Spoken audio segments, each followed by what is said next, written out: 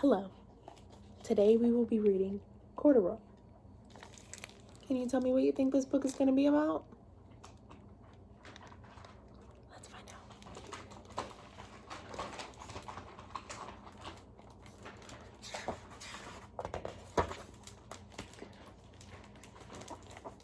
Corduroy is a bear who once lived in the toy department of a big store. Day after day, he waited with all the other animals and dolls for somebody to come along and take him home.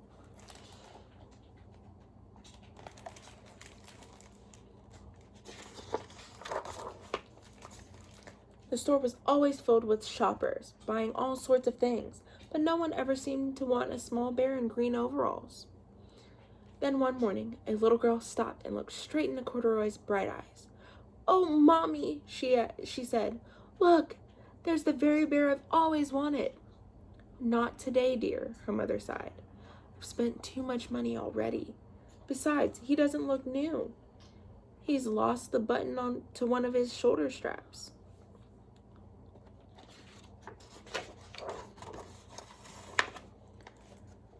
Corduroy watched them sadly as they walked away. "I didn't know I'd lost a button," he said to himself. "Tonight I'll go and see if I can find it."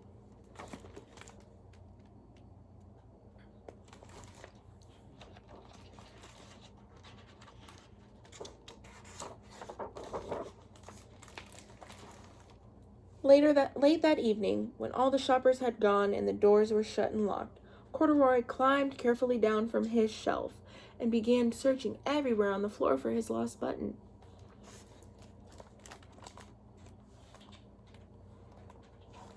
Would you still get a bear, even if it was missing a little button? Or would you take it home at least to fix it? Excuse me. Suddenly he felt the floor moving under him. Quite by accident, he had stepped onto an escalator and up he went. Could this be a mountain, he wondered? I think I've always wanted to climb a mountain.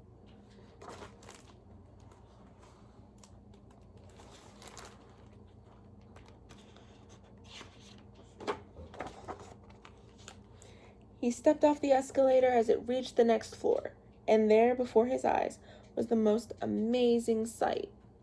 Tables and chairs and lamps and sofa and rows of beds. "This must be a palace," Corduroy gasped. "I guess I've always wanted to live in a palace."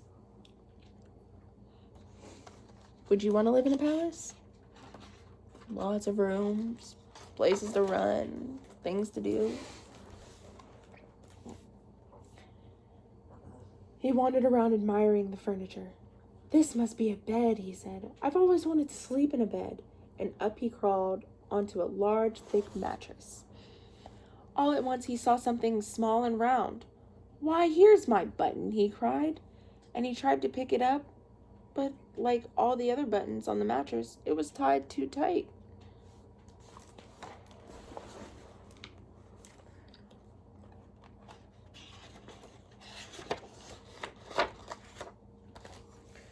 He yanked and pulled with both paws until pop!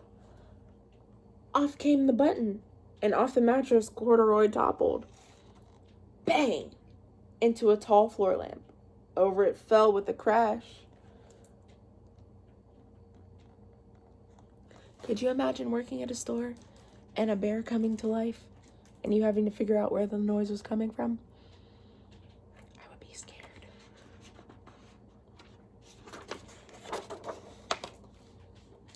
Corduroy didn't know it, but there was someone else awake in the store. The night watchman was going his rounds on the floor above.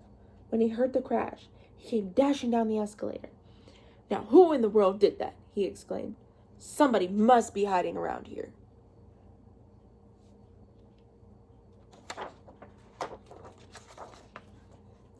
He flashed his light under and over sofas and beds until he came to the biggest bed of all, and there he saw 2 fuzzy brown ears sticking up from under the covers.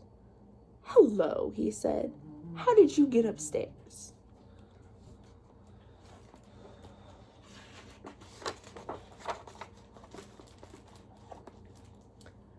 The watchman tucked Corduroy under his arm and carried him down the escalator and set him on the shelf in the toy department with the other animals and dolls.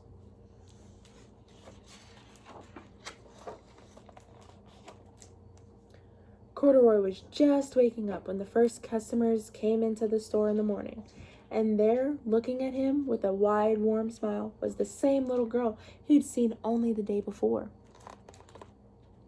"I'm Lisa," she said, "and you're going to be my very own bear. Last night I counted what I've saved in my piggy bank, and my mother said I could bring you home." Do you guys have a piggy bank that you keep money in from family that they've given you for birthdays or Christmas?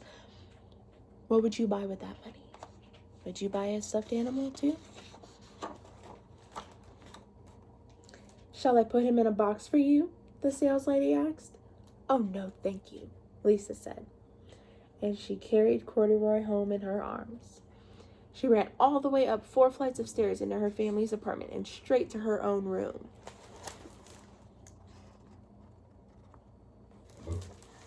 Have you ever been so excited to get a toy and then get home and play with it?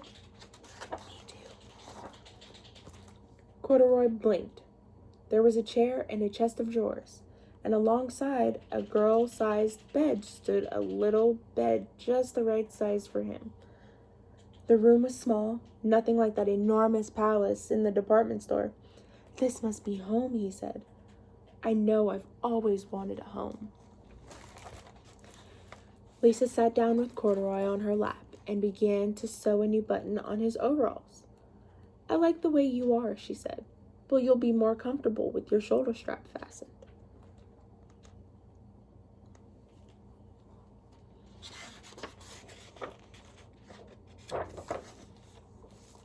"You must be a friend," said Corduroy. "I've always wanted a friend." "Me too," said Lisa, and gave him a big hug. Can you say that you've ever wanted a friend? Can you say that you have friends? How did you make those friends? Thank you.